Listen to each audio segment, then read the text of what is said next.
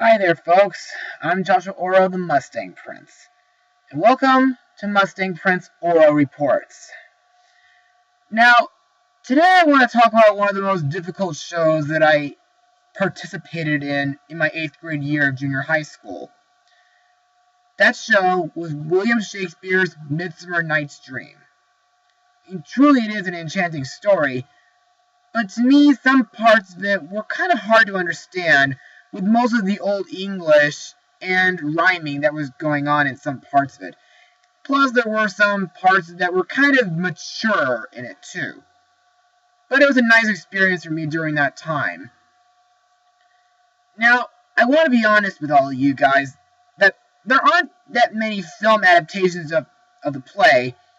I mean, sure, I did rent this one a while ago.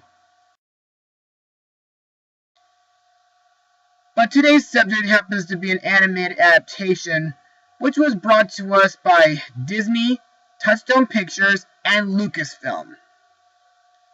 Released on January 23rd, 2015, the movie is Strange Magic. Now, let's get started, my friends. This movie, which is set in a magic forest divided by light and dark, the story follows Marianne, a fairy princess who's just been cheated on by her fairy captain fiancé Roland. With a new outlook on life, she decides to forget love altogether. Unlike her sister Dawn, who can't stop talking about her potential suitors. Meanwhile, in the dark forest, a tyrannical bog king wants to eradicate love forever by destroying rare flowers used to create love potions.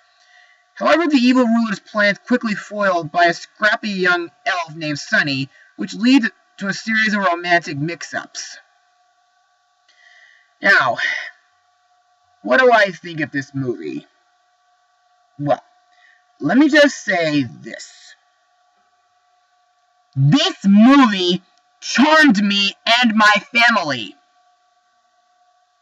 Yep, you heard me. I liked it. So screw the hating trolls of this film. Now, before I explain why, I'm going to talk about it in my Mustang notes.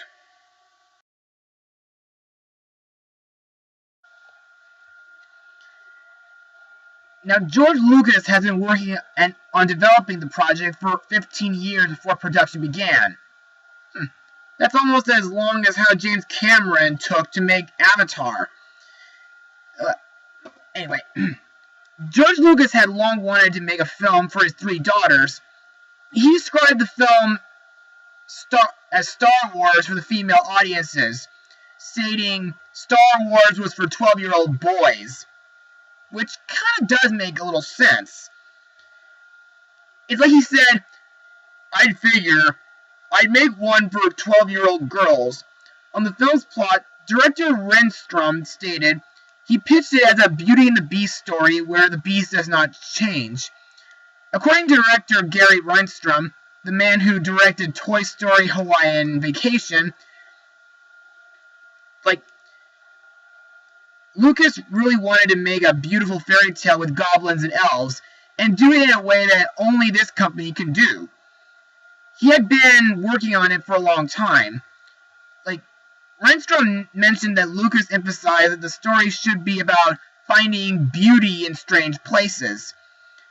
He also stated that it was important for him to tell the story where you saw the beauty in something you didn't expect to see, that it looked ugly on the outside, but you saw the beauty underneath.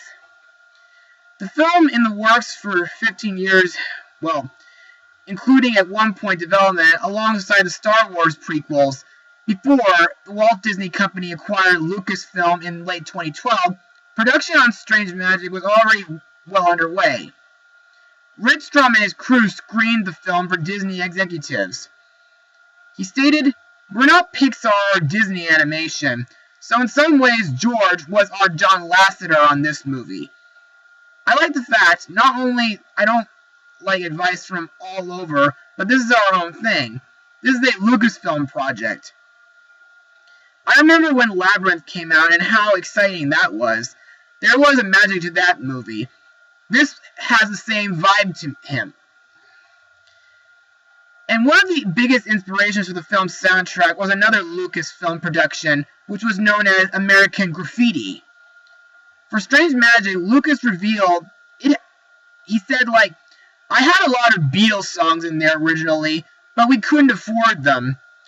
Many of the songs that did make it into this film were tweaked to help tell the story, such as Bad Romance, which became a march for an invading army, and I'll Never Fall in Love Again, which was made into a warrior anthem for Marianne. According to Lucas, the main message of the film is that a real relation rests in much deeper places, where you love somebody and you've thought through it carefully, as you've been carrying on conversations and doing things. You fall in love with their mind and everything else, more than just the way they look. At one point during production, the crew toyed with the idea of having the entirety of the dialogue sung. And also, the hair design of the sisters Marianne and Dawn went through several revisions. According to Meredith and Bull, hair was changed a lot since the beginning. We used a lot of long brown hair. It was red for a while and now has ended short and blonde. There's a lot of work that goes into creating the hair of an animated character. There are actual groups of people where their only job to do the animation of hair, which was kind of cool learning that. On the subject of voice recording, both stated there's a lot of really cool stuff which show us tricks and stuff to do which we were recording. Special effects for our mouths or by chewing stuff. One time, he showed Peter Stormare chew an entire pack of gum while they were trying to record. Bull also mentioned that while recording, she did not have many visuals to go by. For the first year of production, he had no idea. Sometimes they would have drawings, but other than that, he had to use his imagination of what was going on. And now, the studio responsible for the computer animation in this movie was Industrial Light and Magic, or ILM for short.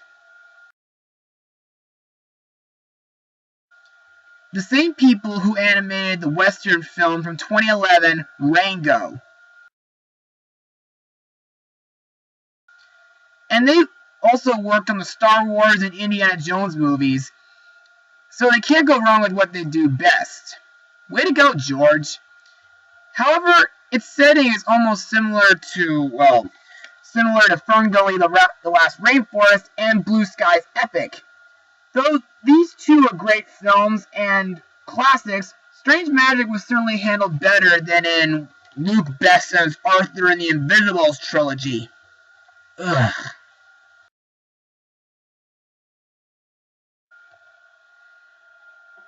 And since this movie is a certain jukebox musical, what are my thoughts on some of the songs? Well, since they are, I believe the cast does a good job of singing each one, but the ones that I like the most are Can't Help Falling in Love, which was originally sung by Elvis, and also that does get sung more than once throughout this movie. Also, there's also two breakup songs, which is I'll Never Fall in Love Again, and there's also that Stronger song, which was also originally sung by Kelly Clarkson. The Three Little Birds song is okay. I mean, it's not great, but it's okay. And the villain song, Trouble, and Mistreated, are really great songs. Alan Cumming does a good job of singing those two songs. So, yeah. Love is Strange, I mean, it's a good song, too. And also, there's also that Straight On song, which is really a great one. And the way that song is choreographed is almost like what I want to call a dance fight with a musical duel.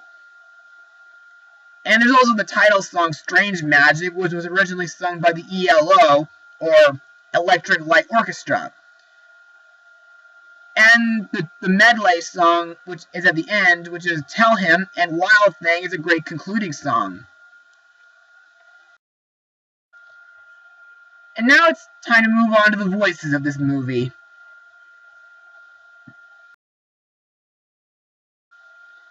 Our main heroine, Princess Marianne, is voiced by Evan Rachel Wood. Now, this character I like for her personality.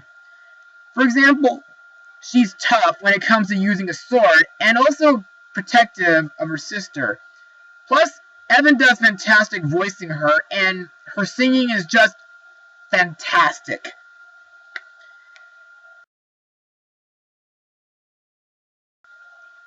Next we have Marianne's sister, Princess Dawn, voiced by Meredith Ann Bull.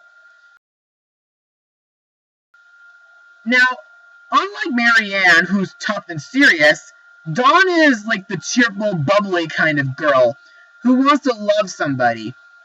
But sometimes, she's not annoying, trust me. She knows when to be serious when it comes to discussions with her sister. Plus, I think she's really adorable. Next, for the voice of the Bog King, they hired Alan Cumming. Best known from the Spy Kids movies and Son of the Mask. Now, this guy might serve as our Oberon for this movie. And his figure makes me think of Hopper from A Bug's Life. But mostly he's like Shrek in a way. I mean, he may look and act mean, but in reality he's a misunderstood creature who's been miserable ever since he got dumped. Plus, he's not the main villain of this movie. This guy is.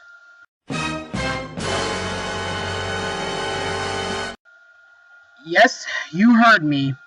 Captain Roland, voiced by British musician Sam Palladio, is the main villain of Strange Magic. Sorry for the spoiler alert, though. Anyway, I had a feeling at first sight that he'd be the bad guy. Man, he's almost as bad as another charming villain that came from Disney. And I just hope we can get a punch into him if that movie becomes a level in Kingdom Hearts 3 one day. Anyway, Roland's goal in this movie is, well, after he cheated on Marianne, he's been trying to get her back by trying to get a love potion. Next we have the Bog King's mother, Griselda, voiced by Maya Rudolph.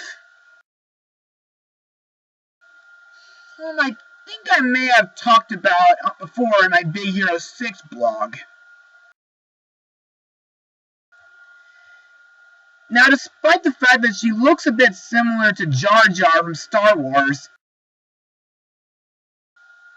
I like her for never giving up on finding a mate for her son.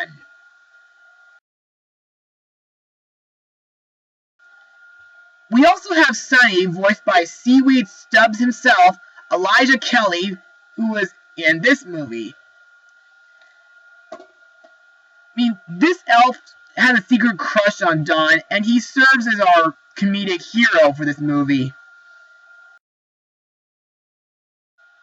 Next up is the Sugar Plum Fairy, voiced by Kristen Chenoweth. And we all know what she's been in.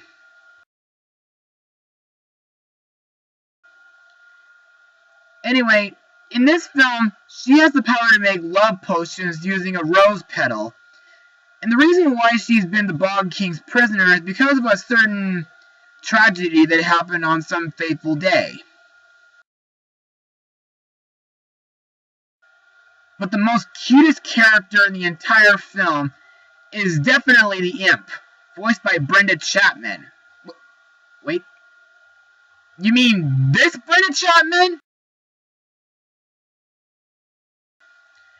The one who worked on Beauty and the Beast, The Lion King, and Pixar's Brave?